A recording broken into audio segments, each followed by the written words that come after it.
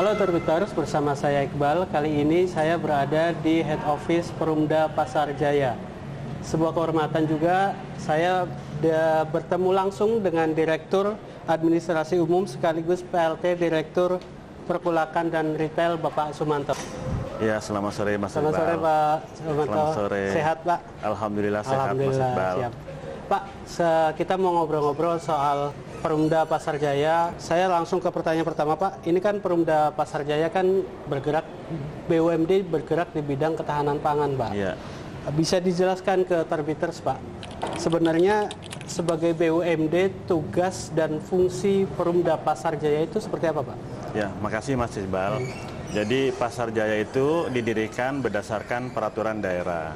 Di dalam peraturan daerah bahwa tujuan Pasar Jaya didirikan itu adalah melaksanakan pelayanan umum di bidang perpasaran, kemudian melakukan pembinaan pedagang, kemudian juga melakukan optimalisasi aset gitu. Yang terakhir adalah menjadi sumber pendapatan asli daerah. Demikian Mas Iqbal. Kalau tidak salah, tugas dan fungsi, salah satu tugas dan fungsi Perumda Pasar Jaya adalah menjaga inflasi daerah. Iya betul. Yep. Nah di dalam tujuan itu ada satu yang disebutkan bahwa Perumda Pasar Jaya diharapkan melakukan membantu stabilitas harga khususnya pangan ya. Dalam melakukan stabilitas harga khususnya bagi di DKI Jakarta ada namanya tim yaitu TPID ya, tim pengendali inflasi daerah. Dan di beberapa anggotanya adalah 3 BUMD pangan, Pasar Jaya, kemudian Dharma Jaya dan Pustesan gitu. Nah, Pasar Jaya khususnya adalah melakukan membantu pengendalian khususnya bawang dan cabai, kemudian Pustesan itu khususnya beras. Nah, oleh karenanya Pasar Jaya saat sekarang dengan adanya perkulakan dan retail itu kita memiliki 102 gerai ya pangan. Nah, di 102 pangan itu ya dimanfaatkan oleh Perumda Pasar Jaya maupun sama Pemprov untuk bisa melayani masyarakat DKI Jakarta ya, termasuk program-program pasar murah, program-program KJP itu juga kita fasilitasi, tentunya bekerja sama dengan 2 BUMD lain yaitu Dharma Jaya dan Pustesan. Pemenuhan komoditas di Jakarta kan sebenarnya luas Pak. Jadi kalau tidak salah Perumda Pasar Jaya juga bekerja sama dengan kelompok tani di luar daerah untuk pemenuhan komoditas di Jakarta. Iya, ya. Karena kita salah satunya adalah melakukan pembinaan kepada pedagang dan membantu stabilitas harga, otomatis kedudukan Pasar Jaya itu tidak hanya usahanya di Jakarta saja, tapi kita juga melakukan kerjasama antar daerah ya. Dalam melakukan kerjasama antar daerah itu berarti Pasar Jaya melakukan kerjasama dengan antara lain Gapoktan misalkan. Beras kita dengan Gapoktan yang berada di Kabupaten Sragen misalkan. Kemudian bawang juga pernah kita bekerja sama dengan usaha tani yang ada di Kabupaten Brebes. Bahkan beberapa kali kita juga mengajak para pedagang, kelompok pedagang untuk bisa bertemu langsung dengan rekan-rekan kelompok usaha di daerah.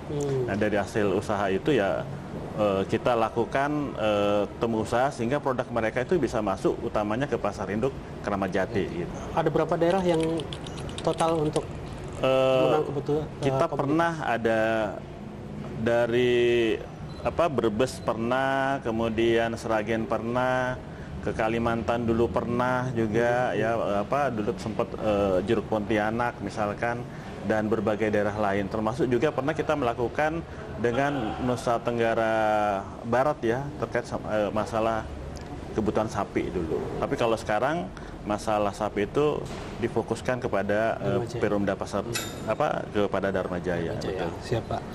Untuk menjaga daya beli masyarakat, Pasar Jaya sering melakukan operasi pasar Pak. Iya betul. Itu salah satunya dengan sembako murah. Iya. Itu efektif nggak menjaga daya beli masyarakat Pak? Iya. Jadi pemerintah daerah kita ini kan sebenarnya satu tim ya, tim dengan pemerintah provinsi DKI Jakarta ya, baik tim Pemprov maupun tim BUMD itu berkolaborasi untuk bisa melakukan atau menyediakan kebutuhan masyarakat ya. Salah satunya adalah bentuknya pasar murah, pangan murah, atau bahkan juga ada KJP gitu.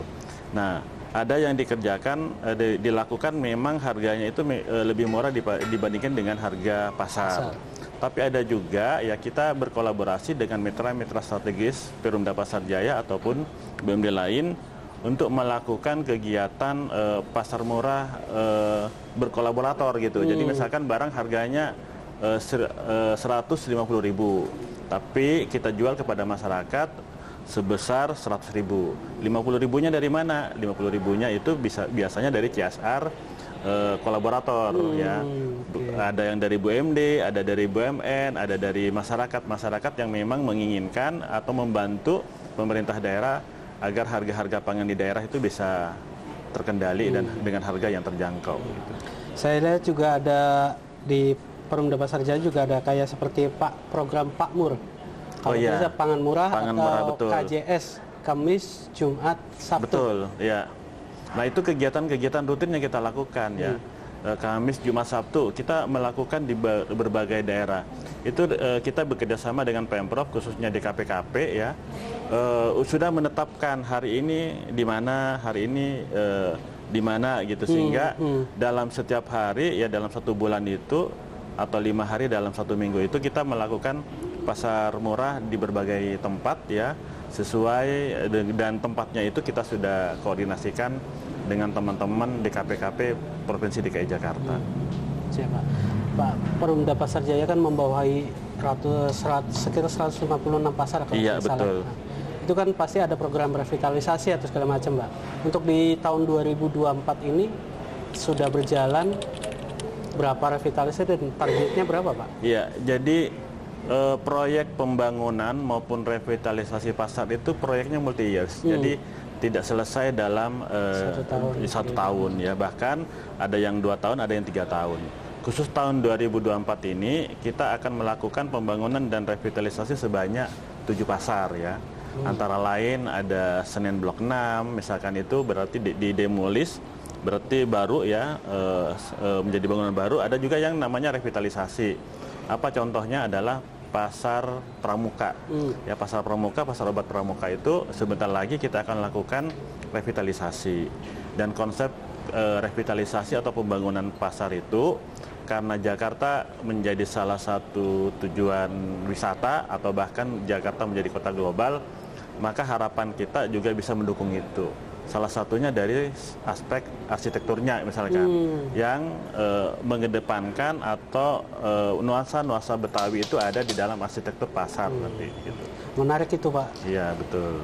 Itu saya menarik wisatawan juga kan, bukan konsumen. Iya, betul. Semata jadi gitu, pasar-pasar kita diharapkan jadi destinasi wisata ya. Sebagaimana juga banyak pasar di negara di tetangga kita lah ya, ada di Thailand atau di mana, yang menjadikan objek wisata yang sangat menarik ya, sehingga masyarakat itu atau turisme itu bisa datang ke tempat itu dengan nyaman dan layak gitu. Nah, kita juga berkolaborasi dengan budaya Betawi, bagaimana menghadirkan kebudayaan Betawi itu atau aksen atau ikon-ikon Betawi itu hadir di dalam arsitektur pasar. Selain Pasar Pramuka kan itu pasar khusus, Pak. Iya. Kayak pasar obat gitu kan. Iya, betul. Ada nggak selain Pasar Pramuka yang secara khusus menjual satu komoditas?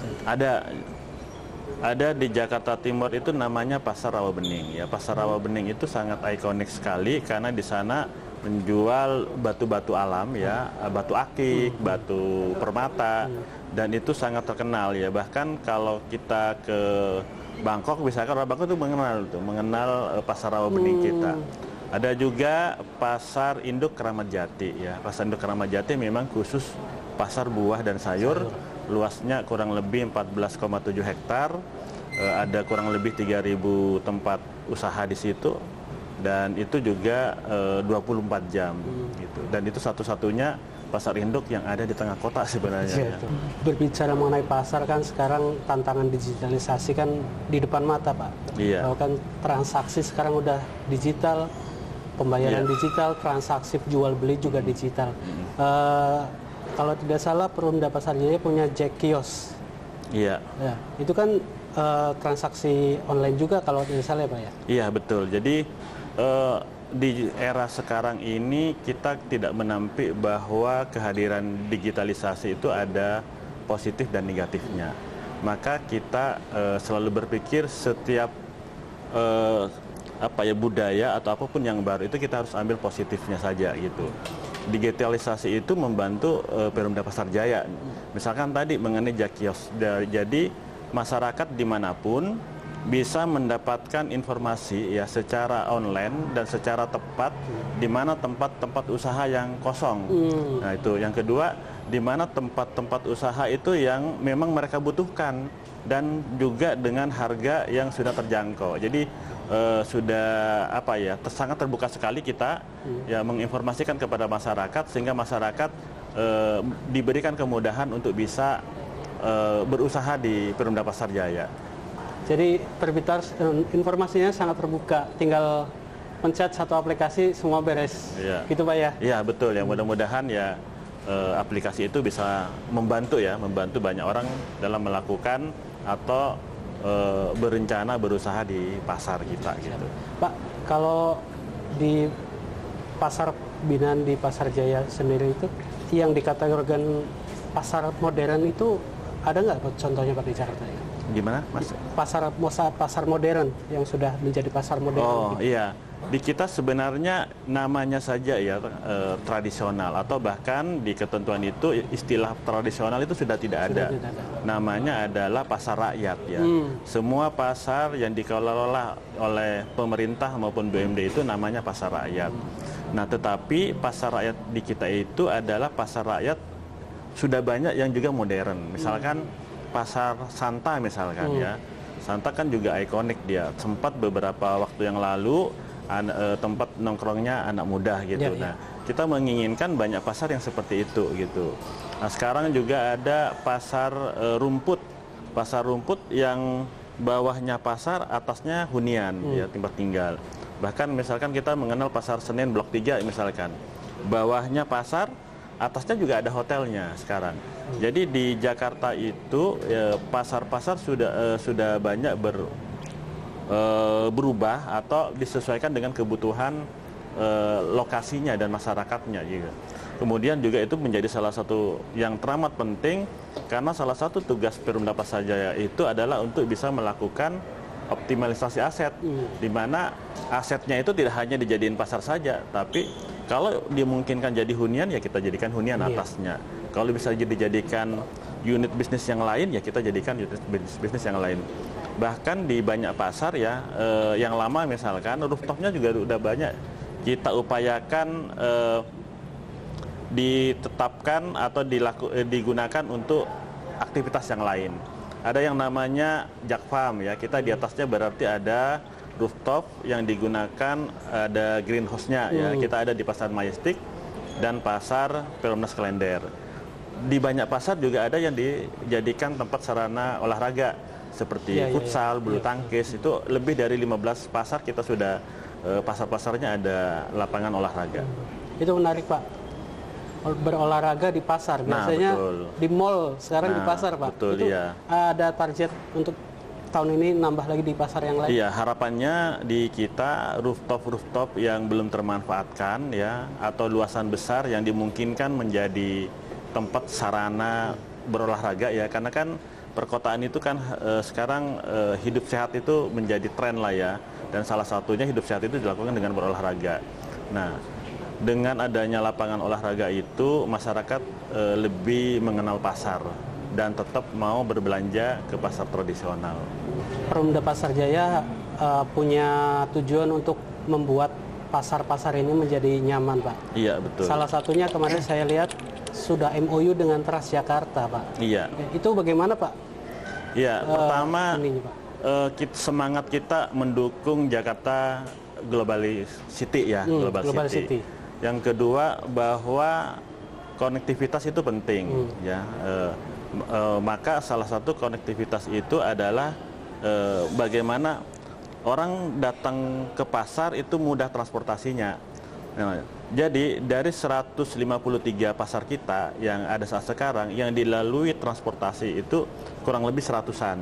Jadi masih ada 50%-nya lagi yang belum dilalui oleh moda transportasi umum. Nah, oleh karenanya dengan adanya kolaborasi dengan Transjakarta ya dengan BUMD lain, harapannya masyarakat lebih mudah menjangkau pasar sehingga pasar lebih mudah untuk dikunjungin gitu. Jadi nggak ada alasan betul buat nggak ke pasar, Pak, tidak ya? ada alasan masyarakat tidak bisa ke pasar dan tidak ada alasan masyarakat di sekitar pasar tidak tahu pasar Ya, gitu kira-kira gitu. Jadi harapannya semua pasar ramai, nggak ada pasar yang sepi ya, Pak, ya? Iya, betul. Satu lagi Pak terakhir yang tadi fasilitas olahraga, fasilitas itu futsal dan bulu tangkis kalau misalnya, Pak, betul, ya? ada. Itu masyarakat bayar nggak, Pak? Iya. Jadi dalam fasilitas itu di pasar kita bekerja sama dengan pihak ketiga atau mitra gitu. Okay. Nah, tetapi saya yakin bahwa berolahraga di pasar itu lokasinya sangat bagus dan harganya sangat terjangkau gitu. Jadi tidak takut biayanya mahal seperti di mall-mall gitu. Dalam 2-3 tahun terakhir jumlah pasar-pasar yang fasilitas olahraganya nambah itu banyak gitu. Berarti kan kebutuhan masyarakat di Jakarta itu masih luas lah gitu kira-kira. Oke, Pak. Terima kasih banyak, Pak, informasinya. Ini membuat kita jadi tahu dan tidak ada alasan untuk tidak ke pasar. Itu ya Terbiters ya. Terima kasih banyak informasinya, Pak. Terima kasih Mas Semoga Iqbal, kita bisa ketemu lagi, Pak, di lain waktu. Oke. Demikian Terbiters obrolan kami dengan Bapak Sumanto. Ketemu lagi di lain kesempatan. Semangat beraktivitas.